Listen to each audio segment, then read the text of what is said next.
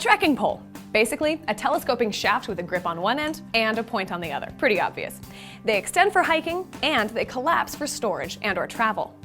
Trekking poles can reduce compressive force on your knees by up to 25%. Each pole plant relieves approximately 18 pounds of pressure from the lower extremities, especially when you're traveling on an incline, so they can really increase your stamina as well on long hikes. Studies show that using poles help hikers maintain muscle function while significantly reducing muscle soreness in the days following a hike. And if you've ever gone on a steep hike and felt it the next day, you know that that's a big help. Of course, they enhance your balance and stability as well. A pair of poles transforms a biped hiker to a quadruped.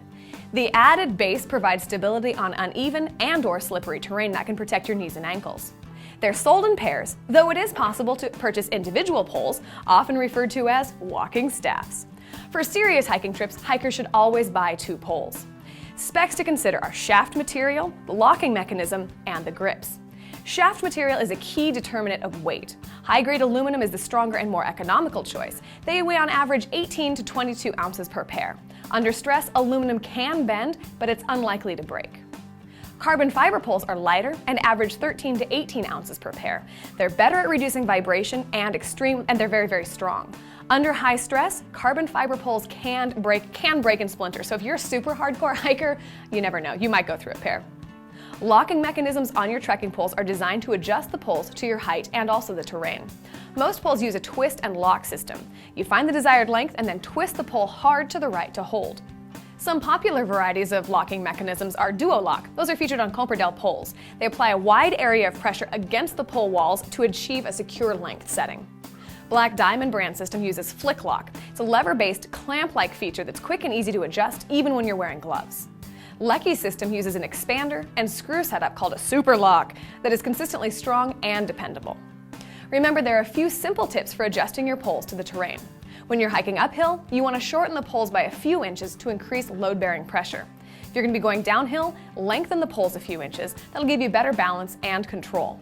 On level ground, your forearms should be parallel to the ground when you're holding the grips and the tips are on the ground. On traverses, the downslope pole should be longer than the upslope pole, or you can simply grab the pole lower if it comes with an extended grip. Most commonly used materials for grips are cork, foam, and rubber. Cork resists moisture from sweaty hands, it has excellent shock absorption, and it's best for conforming to the natural shape of your hand. Foam, on the other hand, absorbs moisture from your hands. It doesn't insulate as well from vibration, but it does feel the softest in the hand. Rubber grips also insulate hands from cold, shock, and vibration, so it's a popular choice for cold weather activities.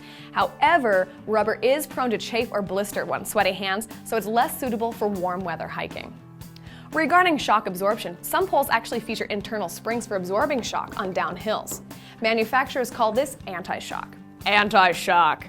These internal shocks usually increase the weight and the price of the trekking pole, but they reduce stress on the elbows, shoulders, hips, knees, and ankles while hiking. So if you suffer from sore joints or have previous injuries you'd like to protect, you should go with the anti-shock. It's going to be worth that extra money.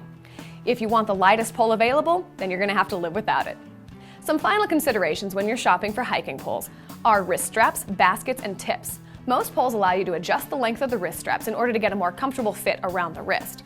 Baskets are the small, removable discs near the end of the poles. For general hiking, smaller baskets are fine, but if you're hiking in snow or mud, you can change them out for larger baskets. Carbide or steel tips are commonly used to provide traction on most surfaces, even ice. Most poles also come with rubber tip protectors that extend the life of the tips and also protect your gear when poles are stowed in your pack. Also, it makes them a lot less stabby. These tips are good for use in sensitive areas where you don't want to negatively impact the ground.